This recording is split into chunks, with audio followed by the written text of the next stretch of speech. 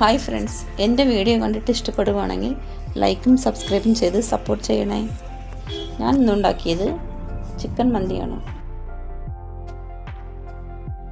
മന്തി ഉണ്ടാക്കാൻ വേണ്ടിയിട്ട് വലിയ പീസാക്കിയ ചിക്കനിലേക്ക് മന്തി മസാല പുരട്ടി വെക്കണം. പിന്നീട് 20 മിനിറ്റ് മീഡിയം ഫ്ലെയിമിൽ വേവിച്ചെടുക്കണം.